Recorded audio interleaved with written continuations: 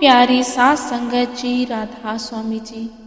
सात संगत जी, जब सतगुरु हमें नाम की दात बख्शना चाहते हैं तो किस प्रकार जीवों को अपने चरणों में बुलाते हैं। आज की साखी बाबा जी की ऐसी दया मेहर की साखी है। सात संगत जी, बात उस समय की है जब गद्दी पर हुजूर महाराज जी चरण सिंह जी विराजमान थे। सात संगत जी, कलकत्ता के एक कॉलेज में दर्शन शास्त्र के प्रोफेसर श्री घोषाल ने अपना अनुभव इस प्रकार सुनाया है। पिछले वर्ष जब मैं गर्मियों की छुट्टियां हुई, मैंने कश्मीर और अमरनाथ की यात्रा करने का विचार किया। ये यात्रा करीब 1,500-2,000 मील लंबी थी, लेकिन अमरनाथ के हजारों फुट ऊंचे बर्फ से लदे पहाड़ और इस गुफा से संबंधित विचित्र कथाओं के आकर्षक से प्रेरित होकर मैंने यह यात्रा करने का निश्चय लिया। कुछ मित्रों के साथ चलने के लिए कहा, परंतु कोई तैयार न हुआ। अंत में मैं कलकत्ता से अकेला ही चल पड़ा। ट्रेन से अमृतसर और वहां से पठानकोट व जम्मू होते हुए श्रीनगर पहुंचा। श्रीनगर से हम लगभग 300 यात्री एक सरकारी अधिकारी की निगरानी में अमरनाथ की ओर चल पड़े। हमारे साथ डॉक्टर तथा प्राथमिक चिकित्सा का सामान भी था। कुछ ब्राह्मण व पुरोहित भी, जिनका शायद अमरनाथ में पूजा आदि करने का अधिकार था, सबसे आगे छड़ियां लेकर चल रहे थे। बहुत से यात्री, जिनमें कोई साधु भी थे, पैदल चल रहे थे। कई किराए के घोड़ों पर सवार थे, सो मैंने भी एक घोड़ा किराए पर ले लिया। पालमगाम व चंदनबाड़ी के बर्फ से पुल तक तो कोई विशेष घटना न घटी, परंतु आगे चलकर जब हम 14-15 हजार फुट की ऊंचाई पर पहुंचे तो मुझे कुछ घबराहट सी होने लगी। हम लोग सकरे पहाड़ी मार्ग से जा रहे थे। रास्ता इतना संकरा था कि हम लाइन में एक के पीछे एक जा रहे थे। मैंने घोड़े पर सवार था। पता नहीं पहाड़ी घोड़ों को व घोड़े वालों को खड्डरों के किनारे चलने की क्यों आदत होती है। मैंने घोड़े को खड्डर से किनारे से दूर चलाने की बहुत कोशिश की, परंतु वह खड्डर की ओर ही चलता रहा। खड्डर भी इतना गहरा था कि यदि कोई गिर जाए तो हड्डी पसली ना मिले। अचानक मेरी आंख के सामने अंधेरा छाने लगा। ऐसा मालूम होने लगा कि बेहोशी आने वाली है। मैंने अपने आप को संभालने की बहुत कोशिश की, लेकिन कुछ दूर चलने के बाद मुझ पर ऐसी बेहोशी छाई कि घोड़े पर से खड्डे की ओर गिर पड़ा। थोड़ी सी सुध बाकी थी। मैंने देखा कि एक आकर्षक सिख साहिब ने, जो श्वेत वस्त्र पहने थे, मुझे अपनी सुदृढ़ बाहों में थाम लिया। एक बार उनके मुखड़े और उज्जवल नैनों को देखकर और फिर मैं बेहोश हो गया।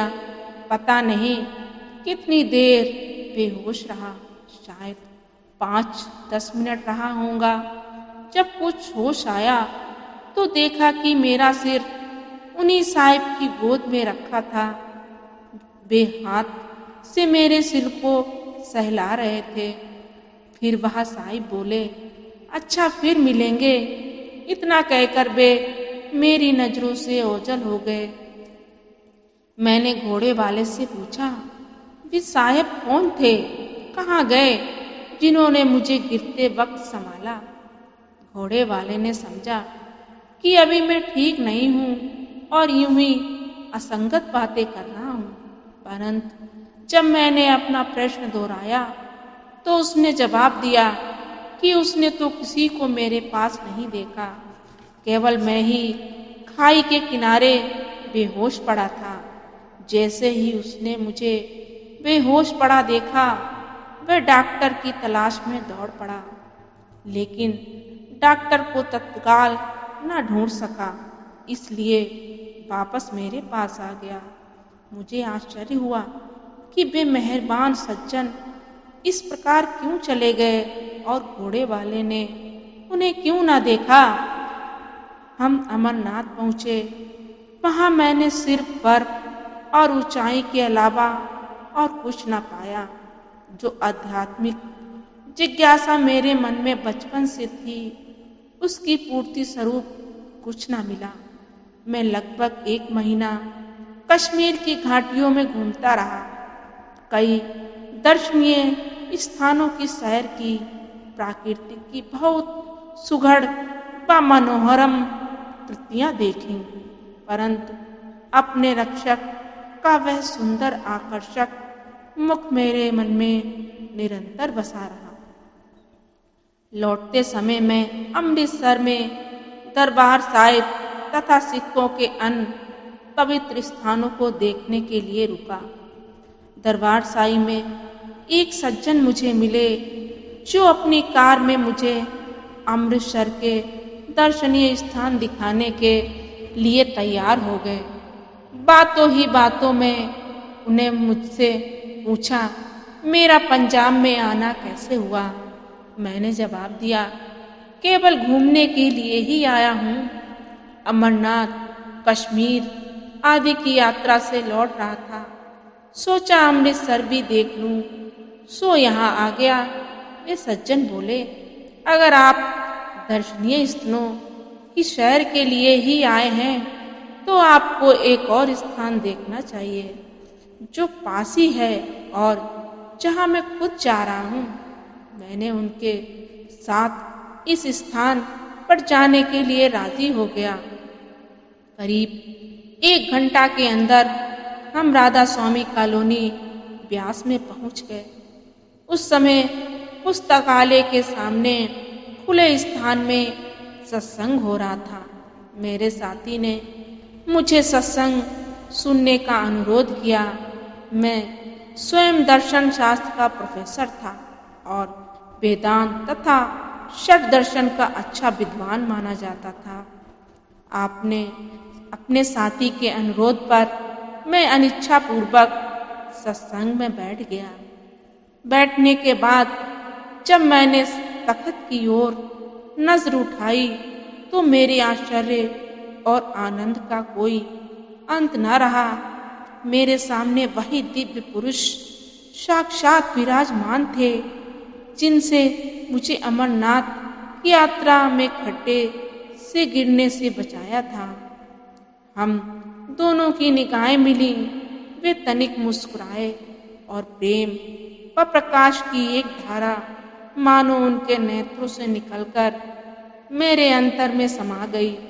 मेरे लिए तो अब सत्संग में बैठे रहना कठिन हो गया। मैं दौड़कर उनके चरणों में गिरना चाहता था।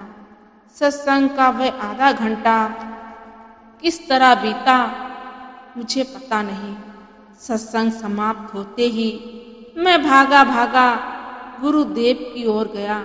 मैं उनके चरणों में मस्तक रखना चाहता था कि उन्होंने मुझे अपनी बाहों में थाम लिया। मेरा क्या हाल हुआ। मेरा हृदय प्रेम से भर गया, नेत्र सजल हो गए। जी चाहता था कि उनके चरणों को चूम लूं। गुरुदेव ने फरमाया, आप आ गए, बहुत अच्छा किया। मैंने उत्तर दिया, महाराज जी मैं नहीं आया, आप मुझे पकड़कर लाए हैं। महाराज जी ने कहा, अच्छा अभी आप थक चुके हैं, आराम करें, फिर बात करेंगे। और आप कोठी में चले गए। मैंने अपने साथी से पूछा कि सतगुरु कश्मीर से कब वापस आए हैं। उसने उत्तर दिया कि महाराज जी तो इस वर्ष कश्मीर गए ही नहीं। मैं हैरान हुआ और सोचने लगा कि ये कैसे हो सकता है कि महाराज जी कश्मीर नहीं गए। मुझे तो वे खुद अमरनाथ के मार्ग में मिले थे। दूसरे दिन महाराज जी ने मुझे समय दिया। उन्होंने संत मत के मूल सिद्धांत समझाए।